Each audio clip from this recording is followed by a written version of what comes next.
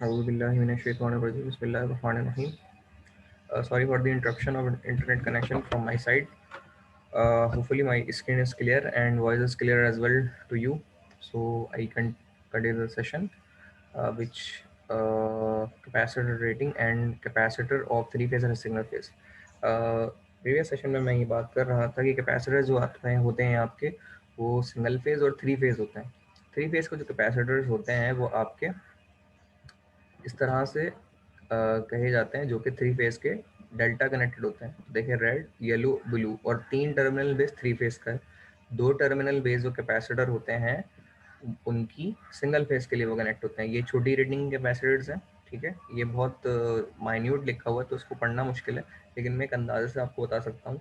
ये 6.5 kVAR capacitor है ये, और ये तकरीबन सेम रेटिंग है.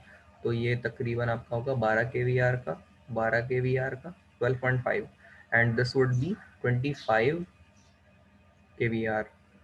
और ये जो है उससे थोड़ा बड़ा है, तो ये तकरीबन 50 kVAR का कैपेसिटर है, लेकिन ये थ्री फेज का है एक. बाकी जो दो टर्मिनल वाले हैं आपके कैपेसिटर्स, ये आपके सारे के सारे सिंगल फेज के कैपेसिटर हैं, क्योंकि सिंगल फेज में फेज और न्यूट्रल होता है, दो टर्मिनल होते हैं. तो ये आपके दो टर्मिनल्स हैं कैपेसिटर के लगे हुए, और ये आपके सिंगल फेस कैपेसिटर है. और ये एक जो है वो तीन टर्मिनल वाला है, तो इसे थ्री फेस कैपेसिटर कहा जाता है. Now moving towards the formula to finding the rating of capacitor. तो इस मकसद के लिए हम इसे मालूम करते हैं. अच्छा, क्यू कहते हैं हम रिएक्टिव पावर को. क्यूसी का मतलब होता है कैपेसिटिव रिएक्टिव पावर. आपकी वो पावर जो कि आपकी पुअर केवीआर की वजह से प्रोड्यूस हो रही है, वो Q1 है. और इम्प्रोवाइज वर्जन ऑफ केवीआर की वजह से पावर फैक्टर आएगी, वो Q2 होगी. इन दोनों को माइनस करेंगे तो उससे आपको आइडिया हो जाएगा कि कितने केवीआर के कैपेसिटर की आपको ज़रूरत है, जो आप इसमें लगाएंगे, और पावर फैक्टर उससे इम्प्रूव हो जाएगा. अब इन दोनों फॉर्मूले को ओपन किया गया. देखें, Q1 का फॉर्मूला होता है P into tangent phi one, और Q2 का फॉर्मूला होता है P into tangent phi two. इन दोनों में से P कॉमन निकाल लेंगे हम, तो ये हो जाएगा tangent phi one minus tangent phi two. Tangent phi one जो है वो आपका पावर फैक्टर वो है जो कि पुअर वाला है, और टेंजेंट का फाई टू वो थीटा है, वो एंगल है जो कि इम्प्रूवाइज वर्जन या फिर इम्प्रूव पावर फैक्टर का वो एंगल जो आप चाहते हैं. और ये आपका वो पावर फैक्टर है जो कि आया है आपका, ये वो है जो कि आपका पावर फैक्टर का एंगल चल रहा है, और ये वो एंगल है जो आप चाहते हैं. तो इन दोनों के रिजल्ट ऑफ द एंगल, अब एंगल कैसे मालूम करेंगे. जैसे मिसाल के तौर पे आपका कॉस थीटा है 0.6, तो कॉस को इन्वर्स कर देंगे 0.6 के ज़रिए से, तो आपको थीटा मिल जाएगा या फाई मिल जाएगा. वो फाई आप प्लेस कर दें तो आपका एक ये रिजल्ट आ जाएगा टेंजेंट उस एंगल का निकाल के. लेट से उसकी वैल्यू 60 डिग्री आए तो टेंजेंट 60 डिग्री निकालेंगे तो उसकी वैल्यू आ जाएगी. इस तरह माइनस टेंजेंट फाई टू अगर आप मालूम करेंगे तो फाई टू की जो वैल्यू है आपकी, मिसाल के तौर पे आप उसमें वो एंगल चाहते हैं छोटा एंगल 30 डिग्री, तो आप यहाँ 30 डिग्री प्लेस करेंगे. टेंजेंट से आप उसका निकालेंगे, माइनस करेंगे. और जो रियल पावर है आपकी, लेट से वो थी, जैसे मैंने भी बताई थी कि घर की जो मेरे एवरेज लोड की है वो 3 किलोवाट है, तो आप यहाँ पे लिख देंगे 3 किलो. इसको पूरा सॉल्व करने के बाद 3 किलो से मल्टीप्लाई कर देंगे तो आपकी कैपेसिटिव रिएक्टिव पावर की वैल्यू यहाँ पे आ जाएगी. तो इस तरीके से उसको हम लिख सकते हैं. उसके बाद अब हमें ये पता करने की ज़रूरत है कि कैपेसिटर जो है वो कितनी वैल्यू का रखना है, ठीक है. यानी कि 2.5 माइक्रोफैरड या 10 माइक्रोफैरड या वगैरह वगैरह. तो उसकी वैल्यू मालूम करने के लिए जो QC आपने मालूम किया है उसको आप डिवाइड कर देंगे एंगुलर फ्रिक्वेंसी. एंगुलर फ्रिक्वेंसी का फॉर्मूला होता है 2πf, ठीक है. 2 और पाई की वैल्यू तो आपको पता है, एफ की वैल्यू यूटिलिटी की फ्रीक्वेंसी होती है, तो वो प्लेस कर देंगे 50 हर्ट्ज, और उसको वोल्टेज से मल्टीप्लाई कर देंगे. अगर आप यहाँ पे लिखेंगे अपने सिंगल फेज वोल्टेज जो कि 220 आ रहे हैं, अगर वो थ्री फेज है तो फिर 400. तो इट्स अप टू यू कि आप स्ट्रीम कौन सी यूज़ कर रहे हैं. अगर आप घर के लिए लगा रहे हैं तो सिंगल फेज के लिए होगा, और अगर आप किसी इंडस्ट्री के लिए लगा रहे हैं, किसी कारखाने के लिए लगा रहे हैं, तो वहाँ पे थ्री फेज होगा. तो उसके मुताबिक इसको कैपेसिटर आपको कनेक्ट करने होंगे और उसको निकालना होगा. तो वो यहाँ पे प्लेस करने के बाद आप सी मालूम करेंगे. उसके बाद IC, अगर आपके पास QC नहीं है तो कैपेसिटर का करंट प्लेस करेंगे यहाँ पे, और वही सेम तरीके से हम मालूम कर लेंगे. और सी की वैल्यू आपको मिल जाएगी। वोल्टेज स्क्वायर में ऊपर था, यहाँ पे सिर्फ सिंपल वी है। इसको सॉल्व करने के बाद सी की वैल्यू आपको मिल जाएगी, जो कि आपको इससे ये अंदाज़ा होगा कि कितनी वैल्यू के कैपेसिटर को कनेक्ट करना है जिससे मेरी पावर फैक्टर में इम्प्रूवमेंट आएगी। तो इस तरीके से ही मालूम कर सकते हैं। नाउ इसी एस्पेक्ट को इस्तेमाल करते हुए एक मज़ीद क्वेश्चन 3 का एक न्यूमेरिकल है जो पावर फैक्टर इम्प्रूवमेंट के हवाले से है। Up till now, any one of you if having any kind of question regarding session, so please feel free to ask. I will answer your question or resolve your query. Otherwise, I continue the session. A three-phase 5 kilowatt induction motor. ठीक है जी, three phase की 5 kilowatt की induction motor has a power factor of 0.57। इसका power factor 0.57 है। ठीक, lagging मतलब poor power factor, और इसको हम इम्प्रूव करना चाहते हैं। तो थ्री फेज की 5 किलोवाट की मोटर का जो पावर फैक्टर लगेंगे वो 0.75 है एंड 100% एफिशिएंसी है उसकी। A bank of capacitor is connected in delta across the supply terminals and power factor raise to 0.9 lagging. और जो पावर फैक्टर है आपका वो 0.9 आप लैगिंग में लेके आना चाहते हैं, और आपका है कितना 0.75। तो देखें दो पावर फैक्टर है, एक पुअर वाला और एक इम्प्रूव वाला। Determine the kVAR rating of the capacitors connected in each phase। तो आपको kVAR की रेटिंग निकालनी है कैपेसिटर की हर फेज के ऊपर। सबसे पहले हम आते हैं सोल्यूशन की तरफ। तो original power factor cos pi equal to 0.75। Original वो जो आपका पावर फैक्टर चल रहा है इस वक्त। फाइनल पावर फैक्टर का जो cos फाई 2 है जो आप चाहते हैं वो 0.9 लैगिंग है, ये आप चाहते हैं। ठीक है, लेकिन आ नहीं रहा, ये आपका जो अभी आपका आ रहा है वो 0.75 है, तो वो लैगिंग में है, और ये 0.9 लैगिंग में चाहते हैं आप। अच्छा, एग्जैक्टली वन के ऊपर नहीं रखते, वन लैगिंग या लीडिंग नहीं होता, वन आपका बिल्कुल परफेक्ट पावर फैक्टर होता है। लेकिन परफेक्ट पावर फैक्टर वन अमूमन हम कभी भी लेके नहीं आते, या उसको हम लिखते नहीं है, क्योंकि थोड़ा बहुत जो मार्जिन ऑफ टॉलरेंस है वो तकरीबन उसमें रखी जाती है कि बिल्कुल एग्जैक्ट वन पे चीज़ ना चले, 0.98 पे चल जाए, 0.97 पे चल जाए, 0.9 पे चल जाए, लेकिन अमूमन हम एग्जैक्ट वन के ऊपर नहीं रखते।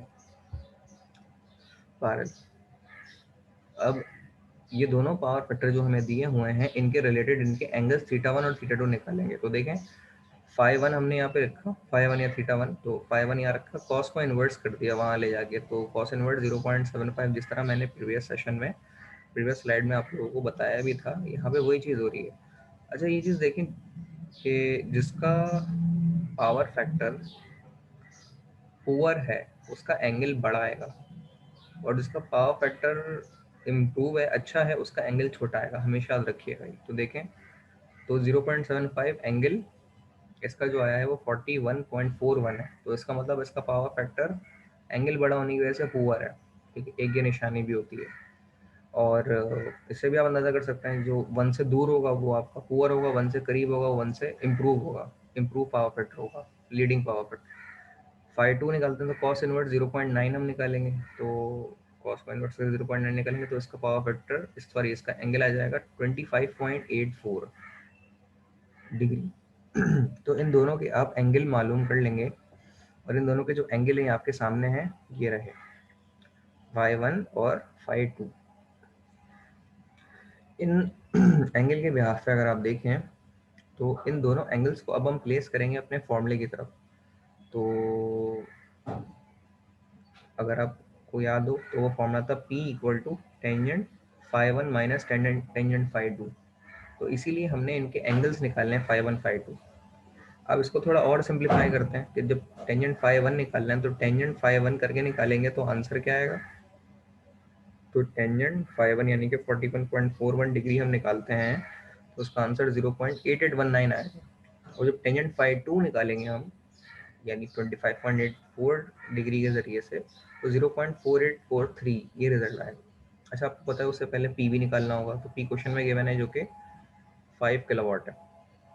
अब ये तीनों वैल्यू एंटिटी यहाँ प्लेस करेंगे। 5 किलो को हम उसको करेंगे तो किलो जो है आखिर में के वी आर बन जाए, वी आर से के वी आर बन जाए, तो इसीलिए हमने 5 का किलो नहीं लिखा, 5 लिखा है।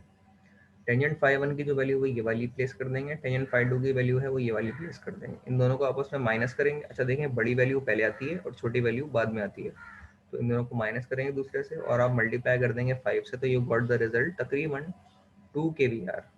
2 kVr का लॉस प्रोड्यूस हो रहा है जब एक 5 किलोवाट की मोटर चल रही है। तो 5 किलोवाट की मोटर को चलने के नतीजे में आप 2 kVr कनेक्ट करेंगे, जिससे आपका पावर फैक्टर पुअर हो रहा होगा। तो इस 2 kVr को कंपनसेट करना है आपने और इसे कम करना है, खत्म करना है, जिससे पावर फैक्टर इंप्रूव हो जाएगा आपका। आगे आप चलते हैं। तो रेटिंग कैपेसिटर क्रॉस कनेक्टेड, तो सबसे पहले आपको पता लग गया कि आपके पावर फैक्टर के लॉसेस कितने हैं, वो 2 kVr है।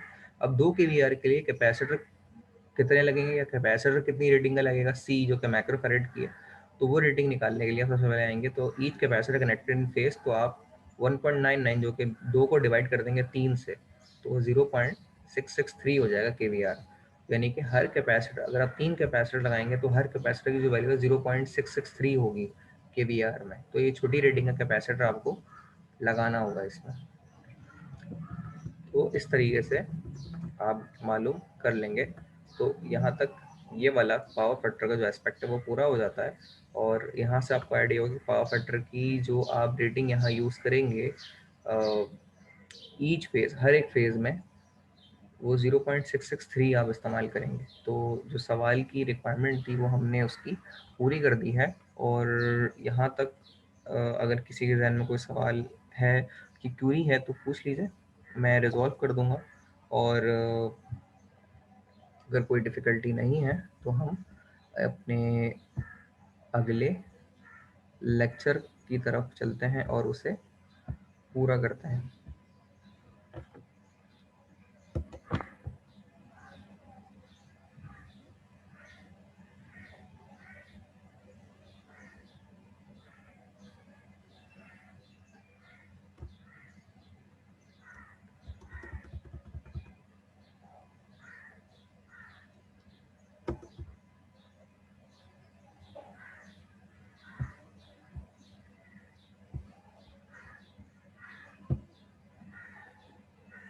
तो जनाब अगर आप यहाँ देखें तो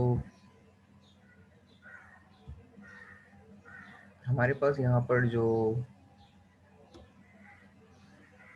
ये लेक्चर है हमारा PDU लेक्चर 4B।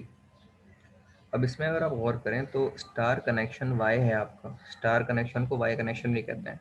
तो कैपेसिटर को दो कॉन्फ़िगरेशन में आप लगा सकते हैं, एक स्टार कॉन्फ़िगरेशन और एक डेल्टा कॉन्फ़िगरेशन। और अगर आप यहाँ पे गौर करें तो ये सारी कॉन्फ़िगरेशन स्टार कनेक्शन बेस करती हैं, जिसको वाई कनेक्शन भी कहते हैं।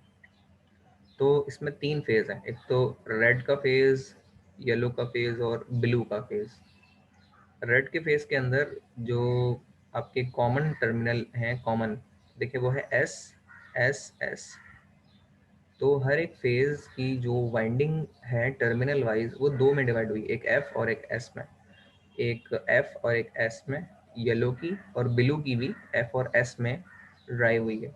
इनसे गुजरने वाला जो करंट है वो I R, I yellow, I blue है। और इनकी अपनी अपनी जो दरमियान से अगर हम कंडक्टर निकालें तो आपका ये कॉमन वायर कहलाएगा जो कि न्यूट्रल कहलाता है। The common point of your Y connected system is called neutral. तो वाई कनेक्शन सिस्टम में जो कॉमन पॉइंट होता है उसे न्यूट्रल कहते हैं। तो न्यूट्रल से आपके फेस के जो वोल्टेज होंगे वो आपके फेज वोल्टेज कहलाएंगे। वही न्यूट्रल से अगर आपके फेस के वोल्टेज को मेजर करें तो वो फेज वोल्टेज कहलाएंगे।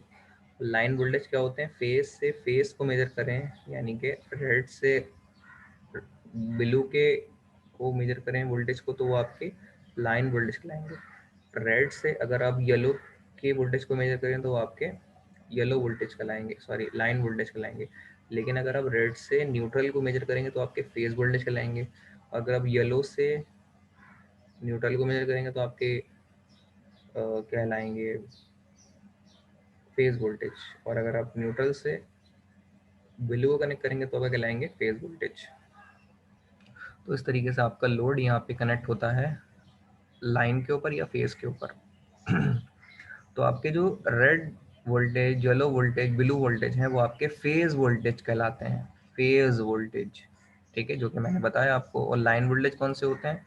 जो आप दो लाइंस के दरमियान मेजर करते हैं, फेज की लाइन के दरमियान जो मेजर करते हैं वो आपके फेज वोल्टेज कहलाते हैं, ठीक है, लाइन वोल्टेज कहलाते हैं, सॉरी। फेजेस के दरमियान जो है लाइन वोल्टेज है, और फेज टू न्यूट्रल जो है वो फेज वोल्टेज है। अब आते हैं इसकी तरफ। तीनों के फेजेस में से जो करंट निकल के गुजर रहा होता है वो रेड का करंट, येलो का करंट, ब्लू का करंट, और ये सारा का सारा current I of red, I of yellow, I of blue से होता हुआ गुजर रहा होता है, ठीक है। तो आपका बैलेंस करंट कहलाता है अगर इनका सम इक्वल टू 0 के बराबर होगा। इसी को बिहाफ पे हम आगे भी डिवाइड करते हैं। अब लाइन की तरफ बात करते हैं। ये लाइन 1, लाइन 2, लाइन 3 है। लाइन से लाइन के जो वोल्टेज है वो लाइन वोल्टेज कहलाते हैं, और लाइन टू न्यूट्रल मेजर करेंगे तो आपके फेज वोल्टेज कहलाएंगे, ठीक है। तो ये डिस्कशन सारी होने के बाद हम आगे चलते हैं। Line voltages are measured between any pair of line. Line voltage किसी दो पेयर ऑफ लाइन के दरमियान मेजर किए जाते हैं, conductors, whereas the phase voltage are measure across the individual line. यानी कि लाइन से फेज के दरमियान जो कनेक्ट किए जाते हैं वो आपके फेज वोल्टेज कहलाते हैं। लाइन वोल्टेज इस तरह ज़्यादा होंगे और फेज वोल्टेज आपके कम होंगे। Line voltages are 30 degree leading from the corresponding phase voltages. जबकि लाइन वोल्टेज जो है वो आपके 30 डिग्री लीड करते हैं आपके करस्पॉन्डिंग फेज वोल्टेज से। और 30 डिग्री हम फेज अब निकालते हैं तो वो आपका √3 बनता है। अब इसकी हम डेरिवेशन पे बात कर लेते हैं।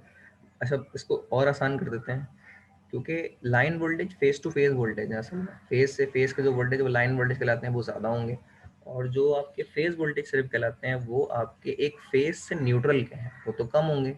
दो फेस के दरमियान जो वोल्टेज है वो ज़्यादा होंगे, और फेस से न्यूट्रल के जो वोल्टेज है वो कम होंगे। इस चीज़ को बस बताया जा रहा है, ठीक है। तो आपके रेड से येलो जो कि लाइन वोल्टेज कहलाते हैं, इसको मल्टीप्लाई करें 2 टाइम्स, क्योंकि डबल वोल्टेज जो है ना फेस के मुकाबले में डबल होगा ये, और इसको मल्टीप्लाई करते हैं cos 60 डिग्री बाई 2 से, तो वो 30 डिग्री ही बनता है कि आपने उसको 2 से डिवाइड कर दिया है। उसके बाद जो है हम आगे चलते हैं। तो जब इसका 30 डिग्री बन जाएगा और पूरी वो चीज़ वैसे ही है, तो आप cos 30 डिग्री निकालते हैं तो वो रैशनल के अंदर √3/2 बनता है cos 30 डिग्री। तो ये बता भी दिया इन्होंने। तो जब इसको सिंप्लीफाई करें तो 2 से 2 कैंसिल होने के बाद √3 इंटू फेज वोल्टेज बन जाएगा आपका voltage from red to yellow के दरमियान, यानी फेज वोल्टेज बराबर √3 time the phase voltage. Line voltage जो कि दो फेज के दरमियान आपके कहलाते हैं लाइन वोल्टेज, वो बराबर है √3 टाइम दी फेज वोल्टेज। तो एक फॉर्मूला है जो आपने फर्स्ट सेकंड सेमेस्टर में भी पढ़ा होगा, और ये एक बहुत सिंपल किस्म का फॉर्मूला है। डेल्टा कनेक्टेड सिस्टम में आते हैं। अभी इससे पहले जो हमने डिस्कस किया वो स्टार कनेक्टेड सिस्टम हमने पढ़े थे। अब हम डेल्टा कनेक्टेड सिस्टम पढ़ेंगे। तो डेल्टा कनेक्टेड सिस्टम के अंदर अगर हम बात करें तो ये दो वर्जन आपको नज़र आ रहे होंगे, एक ये है और एक ये है। अब इसमें सबसे एक अहम चीज़ ये है कि डेल्टा के अंदर एक कॉमन पॉइंट नहीं होता, न्यूट्रल नहीं होता, जबकि स्टार में न्यूट्रल या कॉमन पॉइंट होता है। तो अगर आप देखें तो एक लाइन दूसरी लाइन से, दूसरी तीसरी, तीसरी चौथी से मिला के डेल्टा बन रहा होता है।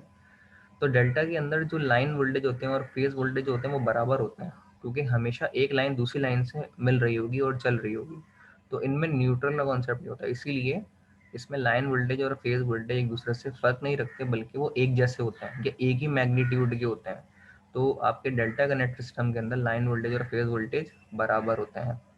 तो इनमें 3 कॉइल ऑफ वाइंडिंग होती हैं। एक रेड से गुजरने वाली वाइंडिंग से रेड करंट, रेड का कंडक्टर का करंट, और इसमें भी टर्मिनल वाइज एस और एफ, एस और एफ, एस और एफ के बिहाफ पे ये चीज़ बताई गई है।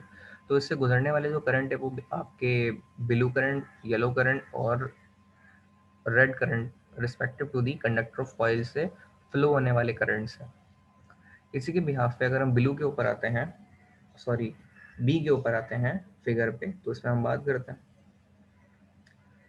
अब इनके जो करंट है वो निकाले जाते हैं। इनमें करंट का एक फ़र्क होता है, ठीक है, वोल्टेज तो सेम होते हैं लेकिन करंट का फ़र्क होता है, क्योंकि रेड का माइनस ब्लू एंड येलो का माइनस रेड एंड ब्लू का माइनस येलो करते हैं। इनके दरमियान जो वोल्टेजेस की मेजरमेंट है वो रेड टू येलो की है, ब्लू टू रेड की है, और येलो टू ब्लू की।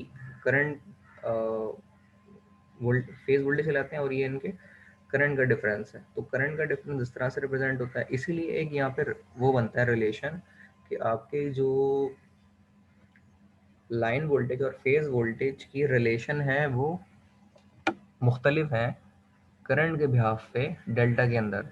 तो जिस तरह हमने पढ़ा था अभी स्टार कनेक्शन के अंदर line voltage is equal to √3 time the phase voltage, इसी तरीके से आपके जो डेल्टा कनेक्ट सिस्टम है इनमें जो आपके करंट का रिलेशन है वो आपका line current equal to √3 time the phase current होता है, ठीक है। जबकि स्टार कनेक्शन के अंदर फेस करंट लाइन करंट बराबर होता है। डेल्टा कनेक्ट सिस्टम के अंदर फेज वोल्टेज लाइन वोल्टेज बराबर होता है, लेकिन जो करंट है वो line voltage is equal to √3 time the phase voltage, ये इनमें फ़र्क है। अच्छा, यहाँ से हम आगे चलते हैं। कोई डिफ़िकल्टी यहाँ तक किसी के जहन में हो तो पूछ लीजिए, मैं आप लोगों के लिए रिपीट कर दूंगा, नहीं तो हम यहाँ से आगे चलते हैं।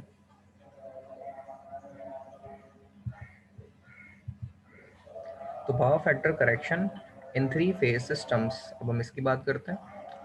तो सबसे पहले तो ये देखें कि आपका 3 फेज सप्लाई है, जो यूटिलिटी आपको सप्लाई प्रोवाइड करती है रेड येलो ब्लू के जरिए, और आपका एक 3 फेज का लोड है जो कि डेल्टा कनेक्टेड है, ठीक है। इसमें रेजिस्टिव इंडक्टिव तीनों फेज का शामिल है।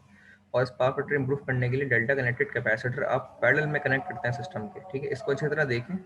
एक मिनट का ब्रेक हम लेते हैं, फिर कंटिन्यू करेंगे। इसको जरा एक नज़र देखें।